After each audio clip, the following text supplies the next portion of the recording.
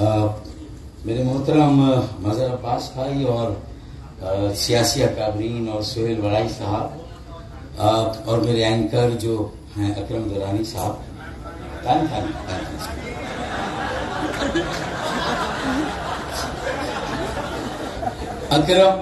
اکرم قائم خانی صاحب اور آج کی یہ اتنی اس قدر انلائٹنڈ آڈینس جو یہاں پر بیٹھی ہے، السلام علیکم۔ اچھا، اگر اکرم قائم خانی صاحب نے میرے لیے یہاں جو الفاظ ادا کیے، اگر یہ 2015 میں خدا نخواستہ ادا کرتے تو بھی شاید اس کے ساتھ یہ اعلان ہوتا کہ اگلے دن جو ہے وہ جو وسعت اللہ خان نے کہا۔ تو میں وسعت اللہ خان کو یہ بتانا چاہتا ہوں کہ دیکھیں بھائی، یہ انہوں نے 2015 میں یہ الفاظ ادا نہیں کیے ہیں، یہ 2024 میں انہوں نے یہ الفاظ ادا کیے ہیں۔ تو میرے خیال میں ہم تھوڑا سا پریزنٹ ٹائمز میں بھی آ جائیں تو میرے خیال میں بہت اچھا ہوگا۔ اچھا، اور یہ بھی بڑا اچھا ہوا کہ سہیل وڑائی میرے بولنے کے بعد نہیں بولے بلکہ مجھ سے پہلے بول لیے، اس لیے انہوں نے خود بخود ایک ہلکا ہاتھ رکھا مجھ پر۔ اگر میں پہلے بول لیتا تو مجھے پتا کہ یہ بہت ساری باتیں اس میں سے بھی نہیں۔ بہت شکریہ آپ کا۔ اچھا جی، میرے خیال میں شاید سب سے مشکل آج کے اس کتاب کی رونمائی پہ جو بولنا ہے وہ حافظ نعیم کے لیے شاید مشکل تھا، اور میرے لیے بھی بہت مشکل ہے کہ آج میں گفتگو کروں، کیونکہ میری اس بات کو چاہے آپ عذرائے مذاق لیں یا سنجیدگی سے لے لیں، مجھے نہیں معلوم کہ میں یہاں جو بات کرنے جاؤں گا اس کے بعد 8 فروری کے لیے میں سلیکٹڈ تھا یا نہیں تھا۔ میں اگر سلیکٹڈ تھا تو کہیں مبادہ نان سلیکٹڈ نہ ہو جاؤں۔ تو یہ بڑی لینڈ مائنز بچھی ہوئی ہے یہ جو آج کی گفتگو ہے۔ جو جب تک مظہر عباس اپنے کالم کے حوالے سے، ان کے پڑھنے والے بہت ہیں، سننے والے بہت ہیں، اور وہ آج سننے والے یہاں آئے بھی ہیں، اور میں نے بھی اس سے پہلے کسی بک لانچنگ میں اس قدر جو ہے وہ اٹینڈنس یا حاضری نہیں دیکھی۔ تو مجھے آپ کی صحافت پہ، کالم نویسی پہ، آپ کی لکھنے کی طاقت میں، اور اس طاقت کی بنیاد حق اور سچ پر مبنی ہے۔ میں سمجھتا ہوں کہ اس پہ مزید کوئی رائے دینا، روشنی ڈالنا، وہ سورج کے چراغ دکھلانے کے مترادف ہے۔ تو وہ تو یہاں سب نے کنفیشن کیا اور ہم سب بھی کرتے ہیں، لیکن آپ نے جو موضوع چھیڑ دیا ہے اس میں بڑی خوبصورتی کے ساتھ ہم سب سے بہت سارے 164 کے اخباری بیانات لینے کا بھی اہتمام آپ نے کیا۔ تو بھائی، for the sake of brevity, وقت بچانے کے لیے، اور آپ کی مزید تالیاں جو کم از کم میرے حصے میں میرے کسی نقطے کے خلاف نہ آئے، اس کی پیش بندی کرنے کے لیے میں یہی کہوں گا کہ باقی سیاسی جماعتوں اور اکابرین کی طرح ہم سے بھی بہت ساری غلطیاں ہوئی، دانستہ بھی ہوئی اور نادانستہ بھی ہوئی۔ اب اس کی پرسنٹیج اگر سہیل وڑائی لکھیں گے کتاب تو اس میں دوسری ہوگی، اور اگر مظہر عباس کتاب لکھیں گے تو اس میں وہ پرسنٹیج ویری کرے گی، کیونکہ مظہر عباس کراچی میں رہتے، کراچی کی بوند و باش، اس کی معاشرت، اس کی شہریت، اس کے مزاج، اس کی نفسیات کو روزانہ کی بنیاد پہ جانتے ہیں، سمجھتے ہیں اور اس کا سامنا بھی کرتے ہیں۔ سہیل وڑائی بھائی اگر کچھ بہت زیادہ دور سے، بہت زیادہ اندر کی بات کریں گے تو میرے خیال میں شاید اس طرح سے اپنے قلم کے ساتھ حق ادا نہیں کر سکیں گے جس طرح شاید مظہر عباس کریں۔ اسی لیے آپ نے قریب کی نظر کا چشمہ مانگا تھا، اسی لیے بس ہم آپ کو اس وقت تک بلائیں گے جب آپ کی دور کی نظر بھی صحیح رہے. تو میرے خیال میں اب ماجرا یہ ہے کہ ہم کیوں نہ اس ساری گفتگو کو سمیٹیں. اور میں ماضی میں بہت زیادہ جاؤں. دیکھیں جو آپ نے کہا, جو آپ کا تجزیہ ہے, جو تاثر ہے, دیکھیں ہماری غلطیوں کا بھی تاثر بھی ہے. And perception is always greater and bigger than the reality. تو یہ بھی تھا نا کہ تاثر جو ہے وہ حقیقت سے بھی بہت زیادہ ہوتا ہے, بہت مضبوط ہوتا ہے. لیکن گزشتہ ایک سال میں یار مجھے یہ بتائیں کہ اگر ہم 2015 میں یہ بات نہیں کرتے تھے تو یہ بتائیں کہ وہ کون سی تنظیم ہے اس دنیا میں جو اپنے بانی قائد سے الگ ہوئی ہو اور اس طرح سروائیو کر سکے اور آج آپ کے سامنے کھڑی ہوئی. مجھے بتا تو ایک تنظیم کا نام بتا دیں. دیکھیں آپ بتائیے, محترمہ بے نظیر بھٹو شہید, محترم ذوالفقار علی بھٹو شہید, اور اس کے بعد نیچے آپ آئے, نیچے آئے بلاول بھٹو زرداری, ٹھیک ہے نا, اور اسی طرح کوئی بھی لیگیسی لے لیں. آپ مجھے بتائیں کہ سارے بڑے بانی رہنما اور جو ان کی اگلی نسل ہے اگر اس کو لیڈرشپ سے مائنس کر دیا جائے تو یہ ساری پارٹیاں آج کہاں پر کھڑی ہوئی؟ یہ بات کہاں کھڑی ہوئی؟ تو آج اگر ہم نے سروائیو کیا ہے تو کم از کم ہماری بنیاد میں, سرشت میں, فطرت میں ایک آئیڈیالوجی ضرور تھی. ایک عام آدمی کو امپار کرنا, ایک عام آدمی کو اس کے بنیادی حقوق دلانا, اور ایک عام آدمی کو سر اٹھا کر چلنے اور سر اٹھا کر جینے کا موقع دینا. جو غلطیاں ہوئی اور اپنے اس اصل مقصد سے اگر ڈیریل ہوئے تو بھائی اس کی سزا بھگتی ہے, بھگت رہے ہیں, اور اس بات کا اعتراف بھی کرتے ہیں کہ ہاں ایسا نہیں ہونا چاہیے تھا جو ہوا.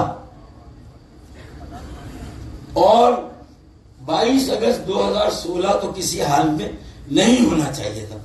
اور جب if it was the last nail in the coffin تو ہم نے بھی اپنا ایک فیصلہ کیا. اور اگر ہمارے درمیان بھی کوئی اندر کی لڑائی کی بات کرتے ہیں تو 2016 کے بعد کیا ہوا تو کچھ میرے درد کو بھی سمجھنے کی کوشش کریں.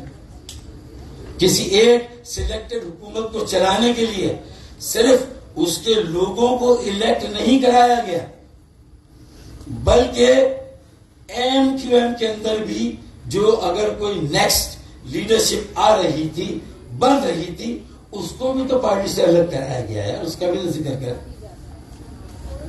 وہ کس نے کیا تھا؟ جو ہمیں انصاف کا اور احتساب کا تحفہ کیا گیا تھا. تو بھائی اس کے بعد سب سے پہلا جو صدقہ دیا گیا وہ ایک ایسی ایم کیو ایم بنانے کا دیا گیا کہ جو آگے کے سلیکٹڈ کے ساتھ چل سکے. تو یہ بات بھی تو غور طلب ہے. پھر ایک آپ سب فیصلہ آج کریں کہ ہمیں معلوم ہے کہ پھر سلیکٹرز اور سلیکٹڈ کا گیم شروع ہو گیا. اس الیکشن میں کیا ہوگا یہ بھی آپ سب جانتے ہیں. تو مجھے یہ بتائیں, اور پھر اس جو اگلی حکومت بنے گی 6 ماہ کے بعد کیا ہوگا, 1 سال کے بعد کیا ہوگا؟ مظہر عباس کے کالم اسی طرح چل رہے ہوں گے, سہیل بڑائچ کی بیلا تبصرے اسی طرح چل رہے ہوں گے.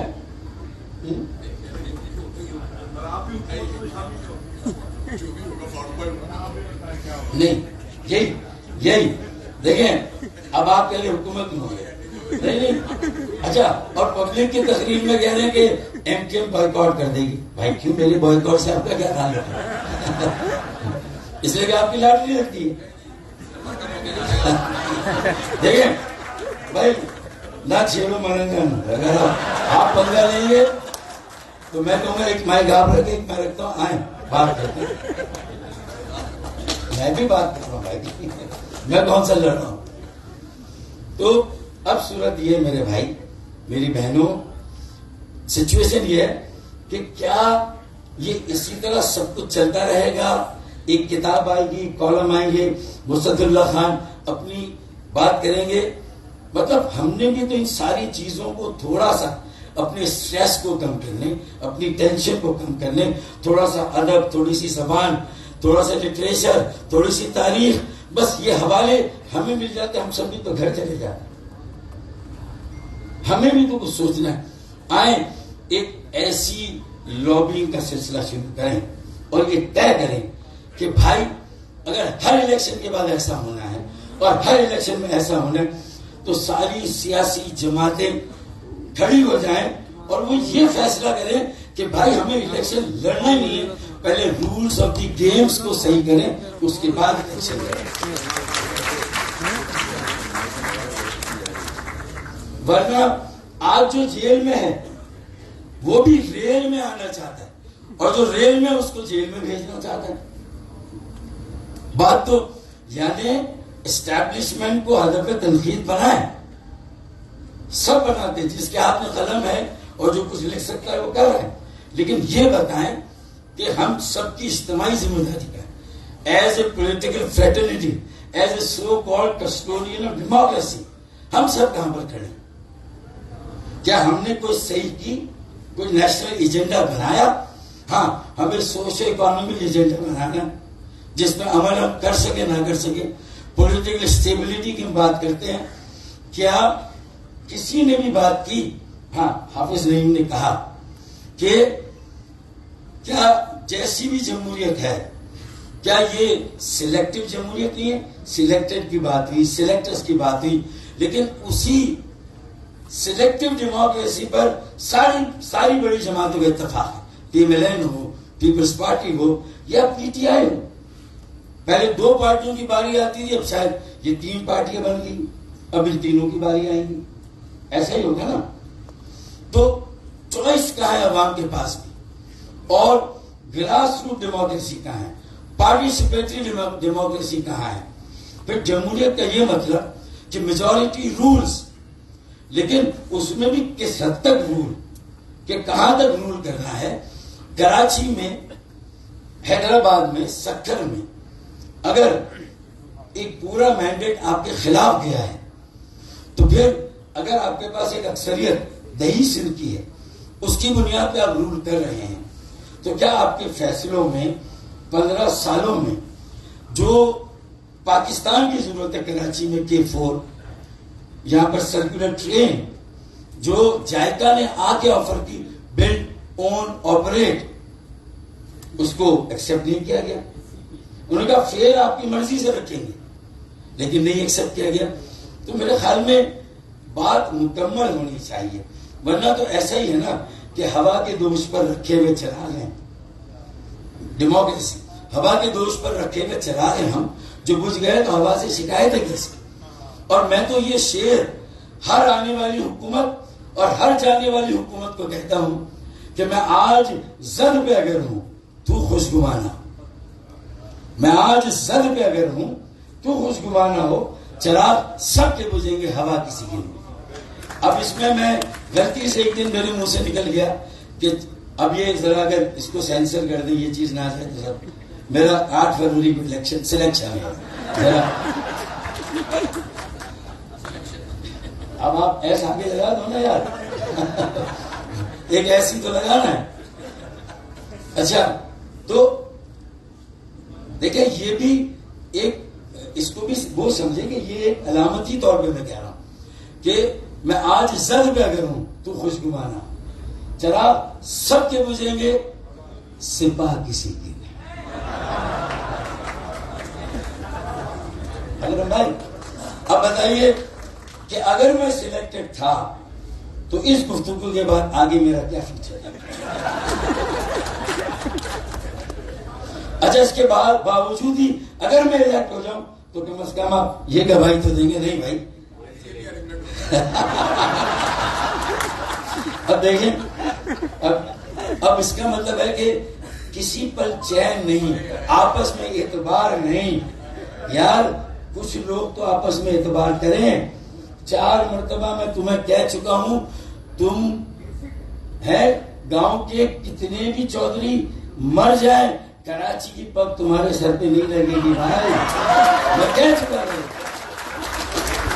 میں نے کہا تھا، وہ کون ثنا ہاشمی کی شادی میں کہا تھا کہ ہمارے بوائکاٹ سے تمہیں فائدہ نہیں ہوگا.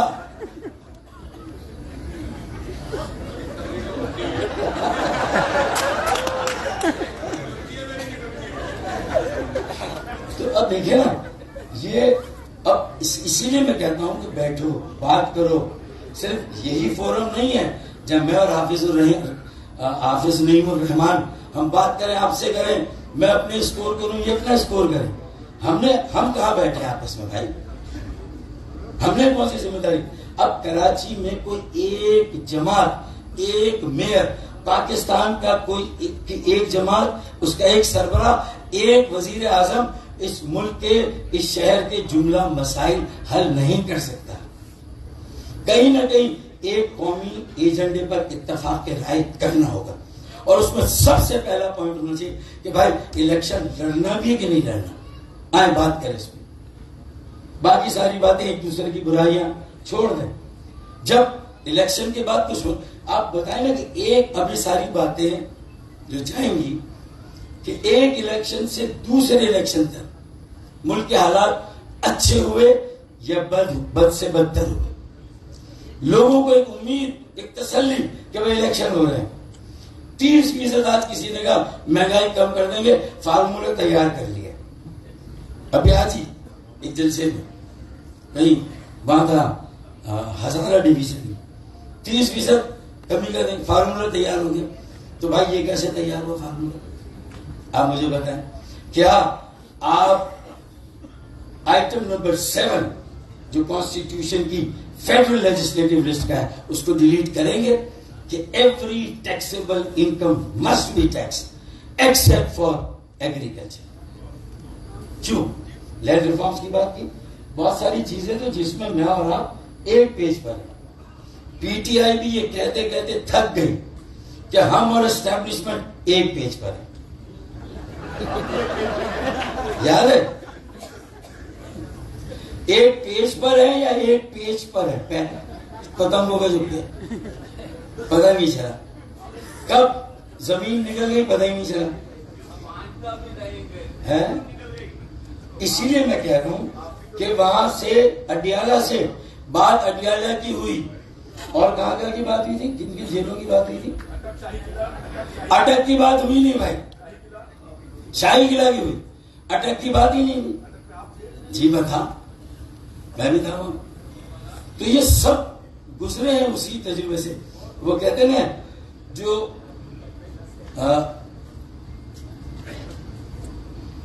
جو ہم پہ گزرے تھے رنج سارے، وہ خود پہ گزرے تو لوگ سمجھے. جب اپنی حماقتوں کے عذاب جھیلے تو لوگ سمجھے. ہے یا نہیں؟ تو یہ اس ملک کی کہانی ہے. آئیں اعتراف کریں، ایک وہ باکس بنائیں ٹروتھ اینڈ ریکانسیلیشن کا، اسی طرح کا ایوان سجائیں اور اس میں اعتراف کریں کہ غلطیاں ہوئیں، اب ہم نہیں کریں گے، نہیں ہونی چاہیے. سب بات کریں اور کوئی فیصلہ کریں کہ یہ اس ملک کو آگے کیسے بڑھانا ہے، اس ملک میں کیا ہونا چاہیے، کس کا کیا کردار ہے. وہ بنیادی نقطہ ہے. پھر ایک مرتبہ باؤٹ ہو گئی، لڑائی ہو گئی، پھر وہ مکہ جو لڑائی کے بعد یاد آئے اسے اپنے منہ پہ مار لینا چاہیے.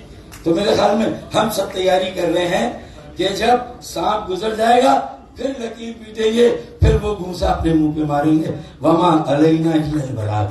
میں ایک آخری شعر پڑھ دوں، میری بھی خوش فہمی، وہ یہ ہے کہ چراغ دیکھ. جب میں مصطفیٰ بھائی، خالد بھائی ایک جگہ جمع ہوئے تو میری آپ کچھ تھوڑی سی آبادی ریکور کی، کراچی کی قومی اسمبلی کی سیٹ بڑھی اور ایک 3 صوبائی کی. پھر ہم نے ایک بل دیا ہے پارٹیسپیٹری ڈیموکریسی، جس میں لوگوں کی شمولیت و شرکت ہو. آپ لاڑکانہ کے میئر 130 میئر ہیں. جب national finance commission prime minister اور فیڈرل گورنمنٹ کو فنڈز دیتا ہے نیشنل پول میں سے، جب 4 صوبوں اور 4 وزیر اعلیٰ کو فنڈز دیتا ہے، تو پھر 130 میئرز جو ڈسٹرکٹ ہے پاکستان کے، ان کو بھی وہیں سے براہ راست فنڈ ملنا چاہیے. کم از کم ایک ایشو حل ہو جائے گا. صوبوں اور بلدیات اور ضلعوں میں جو جھگڑا ہے وہ ختم ہو جائے گا. 18ویں ترمیم کے ساتھ بھی ہم آخری چراغ دیکھ کر میرے مچل رہی ہے ہوا، چراغ دیکھ کر میرے مچل رہی ہے ہوا، کئی دنوں سے بہت تیز چل رہی ہے ہوا، بنا رہے تو جو قصے میری تباہی کے انہیں کچھ خبر ہی نہیں کہ رخ بدل رہی ہے ہوا۔ پاکستان